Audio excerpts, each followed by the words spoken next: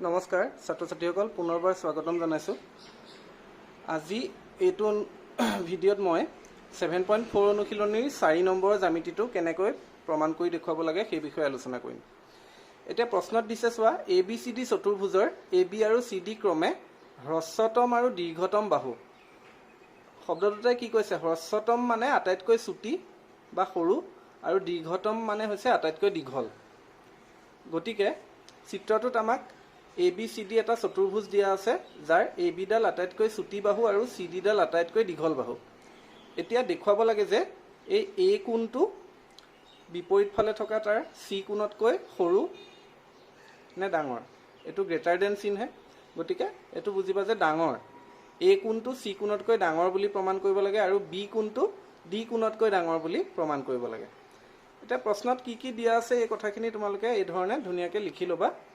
প্ৰমাণ কি কৰিব লাগে তালৈকে প্ৰশ্নৰ পাত সজাই লিখিবা। তাৰপিছত আহিলোঁ আমি এটা অংকন কৰিব লাগিব। ইয়াত এতিয়া AC, B আৰু D এইখিনি সংযোগ কৰিব লাগিব। অৰ্থাৎ AC কৰ্ণ এডাল আঁকিবা আৰু BD কৰ্ণ এডাল আঁকিবা। তাৰপিছত প্ৰমাণটোলৈ আহা। এতিয়া ABC এটা আমি ত্ৰিভুজ পাই গ'লোঁ। এই ত্ৰিভুজটোৰ ক্ষেত্ৰত AB ডাল BC বাহুতকৈ চুটি হ'ব। কাৰণ কিয়, গোটেই চতুৰ্ভুজটোৰ ভিতৰত AB ডাল আটাইতকৈ চুটি বাহু নহয়, গতিকে সেই AB ডাল BCতকৈ চুটি হ'ব। গতিকে আমি লিখিম AB is less than BC। কাৰণ হ'ল যিহেতু AB হ্ৰস্বতম বাহু মানে আটাইতকৈ চুটি বাহু। এতিয়া ত্ৰিভুজৰ সৰু বাহুৰ বিপৰীত কোণ ডাঙৰ বাহুৰ বিপৰীত কোণতকৈ সৰু হয়। ইয়াত এটা আমি উপপাদ্য পাইছিলোঁ। গতিকে সেই উপপাদ্যৰ মতে AB বাহুৰ বিপৰীত কোণ BC বাহুৰ বিপৰীত কোণতকৈ সৰু হ'ব লাগিব। তে আমি যদি ছবিটোত চাওঁ ABC ত্ৰিভুজটোৰ ক্ষেত্ৰত AB বাহুডালৰ বিপৰীত ফালে যিটো কোণ গঠন হৈছে সেইটো হৈছে ACB। এই কোণটো, এই কোণ AB বাহুৰ বিপৰীতে গঠন হোৱা ACB কোণটো ABC ত্ৰিভুজৰ ভিতৰৰ কোণ। গতিকে সেই ACB কোণটো BC বাহুৰ বিপৰীত কোণ। তে BC বাহুৰ বিপৰীত কোণ বুলি ক'লে B আৰু C বিন্দুৰ পৰা এই ৰেখা দুডালে গৈ পেলাই য'ত লগ লাগিছে, অৰ্থাৎ এই BAC যিটো কোণ গঠন হৈছে সেই কোণটো হ'ব ACB কোণটোতকৈ ডাঙৰ। অৰ্থাৎ ACBটো BACতকৈ সৰু হ'ব। কাৰণ AB বাহুৰ বিপৰীত কোণটো BC বাহুৰ বিপৰীত কোণতকৈ সৰু হ'ব লাগিব। কাৰণটো লিখিলা, যিহেতু ত্ৰিভুজৰ সৰু বাহুৰ বিপৰীত কোণ ডাঙৰ বাহুৰ বিপৰীত কোণতকৈ সৰু হয়। তাৰপিছত ইয়াক 1 নং সমীকৰণ নাম দিবা। আকৌ ACD ত্ৰিভুজটোৰ ক্ষেত্ৰত যদি আমি চাওঁ, ACD ত্ৰিভুজৰ ক্ষেত্ৰত CD বাহুডাল হৈছে গোটেই চতুৰ্ভুজটোৰ আটাইতকৈ দীৰ্ঘতম বাহু। গতিকে আটাইতকৈ দীৰ্ঘতম বাহু যিহেতু CD, তেতিয়াহ'লে সেই CD বাহুটো AD বাহুটোতকৈ ডাঙৰ হ'ব। অৰ্থাৎ AD is less than CD। গতিকে ACD ত্ৰিভুজৰ পৰা আমি লিখিব পাৰোঁ AD is less than CD। ব্ৰেকেটত লিখিবা, যিহেতু CD হৈছে বৃহত্তম বাহু। এতিয়া বৃহত্তম বাহু যেতিয়া CDৰ বিপৰীতে যিটো কোণ থাকিব সেইটো ADৰ বিপৰীত ফালৰ কোণটোতকৈ ডাঙৰ হ'ব। অৰ্থাৎ ADৰ বিপৰীতে থকা কোণটো CDৰ বিপৰীতে থকা কোণটোতকৈ সৰু হ'ব। এতিয়া চিত্ৰটোত যদি চোৱা ACD এই ত্ৰিভুজটোৰ ক্ষেত্ৰত AD বাহুডালৰ বিপৰীতে গঠন হোৱা কোণটো ACD কোণ, সেই কোণটো কি হ'ব, CDৰ বিপৰীতে থকা কোণটোতকৈ সৰু হ'ব। CDৰ বিপৰীতে এতিয়া ACD ত্ৰিভুজৰ ভিতৰত CAD কোণ গঠন হৈছে এইখিনি। গতিকে এই CAD কোণটোতকৈ সৰু হ'ব ACD কোণ। গতিকে আমি লিখিম এটাকে ACD কোণ is less than angle CAD। কাৰণটো সেই 1 নং সমীকৰণৰ দৰে একেই। ত্ৰিভুজ যিহেতু ত্ৰিভুজৰ সৰু বাহুৰ বিপৰীত কোণ ডাঙৰ বাহুৰ বিপৰীত কোণতকৈ সৰু হয়। ইয়াক আমি 2 নং সমীকৰণ নাম দিলোঁ। এতিয়া 1 আৰু 2 যি দুটা সমীকৰণ পালা সেই দুটা যোগ কৰি দিয়া। 1 নং সমীকৰণত আমি পাইছিলোঁ চোৱা ACB লেছ দেন BAC কোণ। গতিকে ইয়াৰ লেফ্ট হেণ্ড ছাইড আৰু ACD 2 নং সমীকৰণৰ লেফ্ট হেণ্ড ছাইডে থকা কোণ এই দুটা যোগ হৈ যাব। গতিকে সমীকৰণ দুটা যোগ কৰিলে angle ACB plus angle ACD হ'ব। মাজত লেছ দেন চিন আহিব, দুইটাতে লেছ দেন আছে যিহেতু সমীকৰণত। গতিকে লেছ দেন এইফালে BAC কোণৰ লগত যোগ হ'ব CAD কোণ 2 নং সমীকৰণত আছে। গতিকে angle BAC plus angle CAD। এতিয়া ACB আৰু ACD এই দুটা কোণ লগ লাগিলে আমি চোৱা ACB এইখিনি আৰু ACD এইখিনি, এই দুটা লগ লাগি পেলাই গোটেই C কোণটো হৈছে। গতিকে আমি লিখিব পাৰিম যে ইয়াৰ ঠাইত এংগুল C।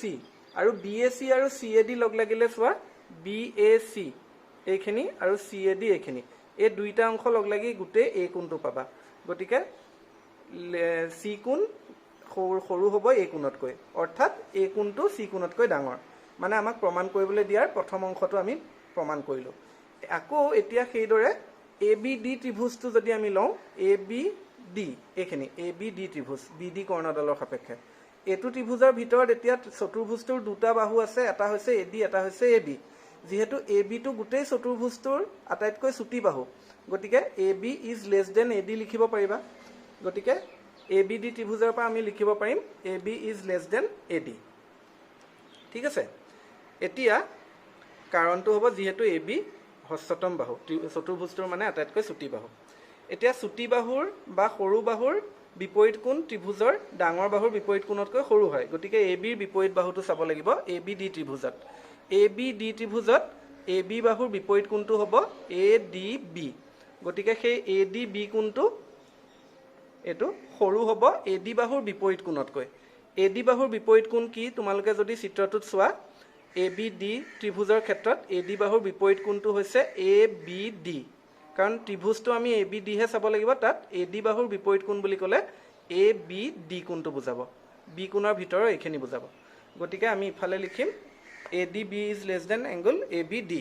কাৰণটো 1 নং সমীকৰণত লিখাৰ দৰে সেই একেই কাৰণ, ত্ৰিভুজৰ সৰু বাহুৰ বিপৰীত কোণ ডাঙৰ বাহুৰ বিপৰীত কোণতকৈ সৰু। সেইদৰে এতিয়া আকৌ বি চি ডি ত্ৰিভুজটোৰ ক্ষেত্ৰত যদি চোৱা, বি চি ডি ত্ৰিভুজটোৰ ক্ষেত্ৰত চতুৰ্ভুজটোৰ দুটা বাহু বি চি আৰু চি ডি আছে, আৰু যিহেতু চি ডিটো চতুৰ্ভুজটোৰ আটাইতকৈ ডাঙৰ বাহু, গতিকে বি চি চি ডিতকৈ সৰু হ'ব। গতিকে বি চি ডি ত্ৰিভুজৰ পৰা আমি লিখিম বি চি বাহু লেছ দেন চি ডি বাহু। কাৰণ হ'ল চি ডি হৈছে বৃহত্তম বাহু। এতিয়া চুটি বাহুৰ বিপৰীত কোণ ডাঙৰ বাহুৰ বিপৰীত কোণতকৈ সৰু, গতিকে বি চি বাহুৰ বিপৰীত কোণ আমি বিচাৰিব লাগিব বি চি ডি ত্ৰিভুজত। গতিকে সেইটো হ'ব বি ডি চি কোণ, বি চি বাহুৰ বিপৰীতে থকা কোণ বি চি ডি ত্ৰিভুজৰ ভিতৰত। সেইটো বি ডি চি কোণ সৰু হ'ব চি ডি বাহুৰ বিপৰীত কোণতকৈ।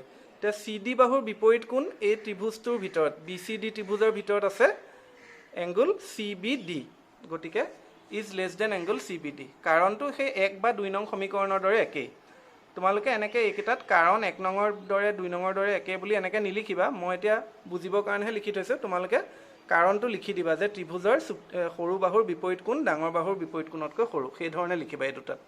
তাৰপিছত এইটো 4 নং সমীকৰণ ধৰিবা, এইটো 3 নং সমীকৰণ লৈ পেলাই 3 আৰু 4 যোগ কৰি দিবা। যেনেকৈ 1 আৰু 2 যোগ কৰিছিলোঁ তেনেকৈ যোগ কৰি দিলে আমি লেফ্ট হেণ্ড ছাইডৰ কোনকেইটা যোগ কৰিব লাগিব, অৰ্থাৎ এ ডি বি আৰু বি ডি চি যোগ হ'ব is less than A B D plus C B D, এইফালে হ'ব।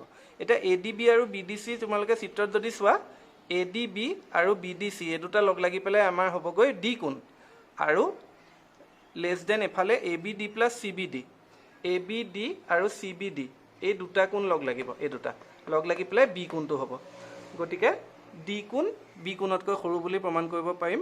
অৰ্থাৎ আমাক প্ৰশ্নত দিয়া মতে যদি লিখোঁ বি কোণটো ডি কোণতকৈ ডাঙৰ, মানে যিহেতু ডি বিতকৈ সৰু গতিকে বি ডিতকৈ ডাঙৰ। তে এইধৰণে আমি এ কোণ চি কোণতকৈ ডাঙৰ আৰু বি কোণ ডি কোণতকৈ ডাঙৰ বুলি প্ৰমাণ কৰিব পাৰিম, যাৰ বাবে এই অংকনটো কৰি ল'ব লাগিব। এ চি আৰু বি ডি কৰ্ণ দুডাল তোমালোকে আঁকি ল'ব লাগিব। আশা কৰিছোঁ জ্যামিতিটো তোমালোকে বুজিব পাৰিছা।